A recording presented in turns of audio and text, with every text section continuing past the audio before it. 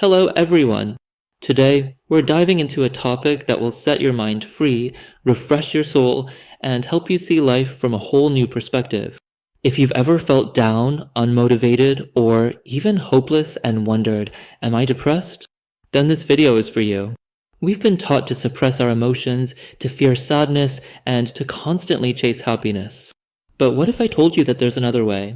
In this video, we'll explore the It Could Be approach, a mindset shift that allows us to embrace our emotions rather than fight them.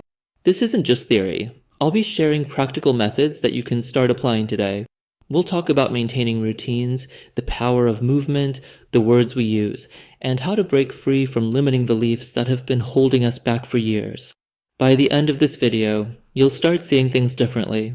Your mind will breathe a little easier, and you may even feel a sense of relief you haven't felt in a long time. So, do yourself a favor, put your phone on silent, grab a cup of tea or coffee, and join me on this journey. Are you ready? Let's begin. So, what should be done? It is essential to get to work immediately with the IT could be acts, to drench the brain and soul in a downpour of IT could be responses, to pound the subconscious into dough with the repeated sledgehammer blows of IT could be. There is no need to remind you of this anymore. Besides that, the first condition is to use the right concepts regarding the process you are experiencing. To define the process correctly with the right concepts. Defining it correctly is like pouring water on a fire you want to extinguish. Defining it with the wrong concepts is like pouring gasoline on the same fire. One extinguishes it, the other fuels it. If you define it as, I ate interest, you will feel guilt. If you say, I paid a deferred payment fee, you will feel relieved. Concepts are that vital. If you hear the word death, you are affected. If it is called loss, the loss appears merely as a statistic. You get angry at the word price hike, but soften that adjustment. Rape makes you furious, whereas harassment might sound less severe. Concepts shape perception first, and then psychology. The second condition is to question everything extensively and open the pores of the brain wide. To open door upon door, window upon window in the brain, not to say, I am depressed, and put a period at the end. That locks the brain onto the idea, and the brain nourishes what it is locked onto. What was I told? Depression. Who said it? Psychiatry. What kind of a field is psychiatry? I learned from Izit Hoka it is a highly problematic field. What does it rely on for these diagnoses? Only symptoms and duration. Do symptoms equal disease? Doesn't the human body produce symptoms without being sick? Of course, it does, like headaches and fatigue. Did they perform any tests when diagnosing me with depression? No. Their standards are highly flawed and subjective. No tests, no examinations. What is depression? A disorder. But wait, is my psychology really broken, or has it simply changed? Can psychology be broken, or does it just transform? Can emotions be sick? Or do emotions simply change? We say my morale is low, but after a while, it returns to normal. If something is truly broken, can it return to its original state on its own?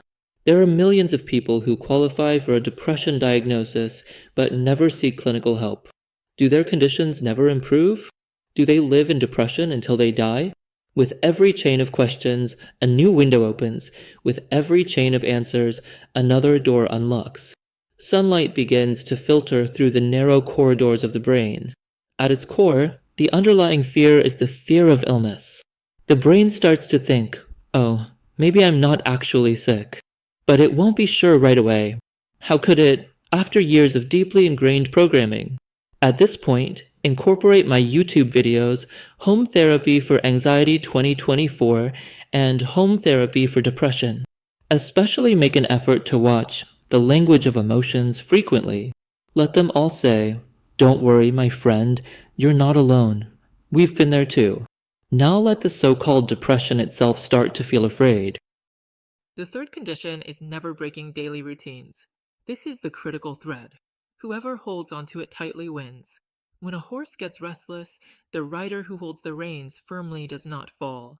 After a while, the horse calms down on its own. Avoiding excuses here is crucial. Two excuses in particular are very powerful. Lack of motivation.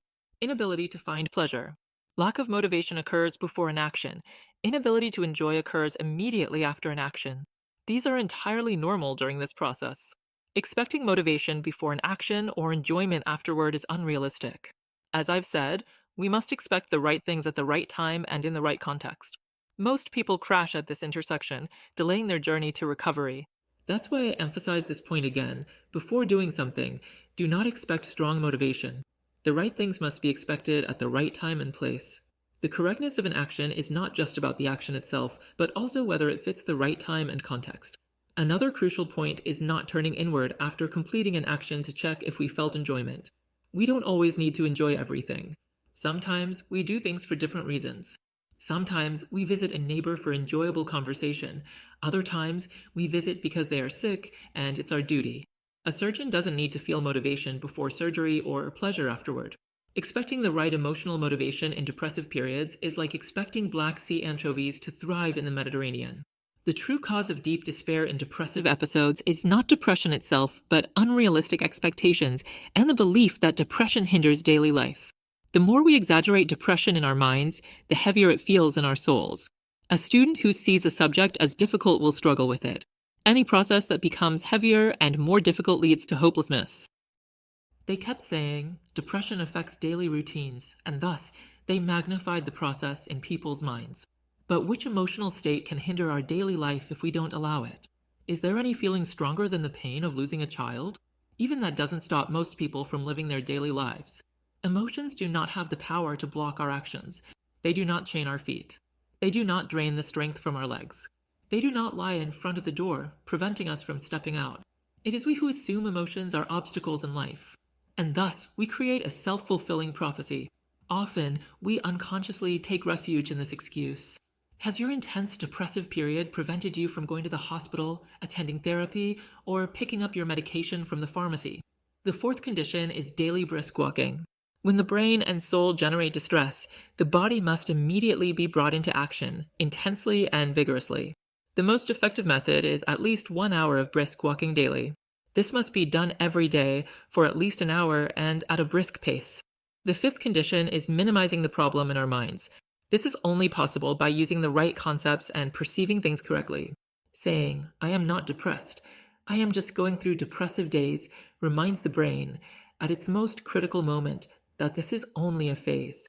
But most perceptions, especially beliefs, are rooted in the subconscious. Change here requires repeated affirmations. The mind can be convinced with the right and sufficient knowledge. However, without proper reinforcement, the subconscious will not undergo the necessary transformation. Thus, this section should be read frequently during depressive periods. Each reading is like a drop of water falling into a glass. As the saying goes, dripping water hollows out stone, not by force, but by persistence. Life is long. Experiencing emotional difficulties for a few months is completely normal. There is no rule stating that every stage of life must be problem-free. Emotional difficulties are not problems, they are part of life. Winter is harsh, but that does not make winter a problem. I am not sick. My psychology is not broken. It has only changed.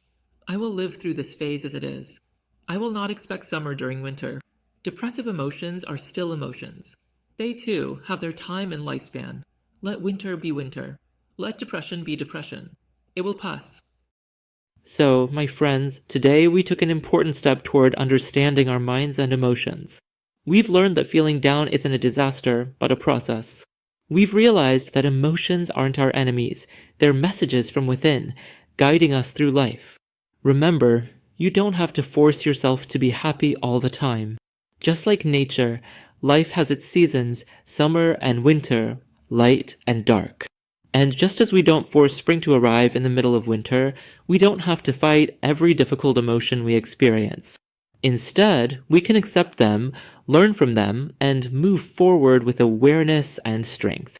If this video resonated with you, if it opened up a new perspective in your life, make sure to like this video and subscribe to my channel. We have so much more to talk about, explore, and discover together. I'd also love to hear from you in the comments. How do you navigate tough emotions? What strategies work for you? Let's create a space where we can share, learn, and grow together. Follow me on Instagram and YouTube for more content, and remember, experiencing winter as it is the best way to prepare for spring. Take care, embrace your emotions, and I'll see you in the next video.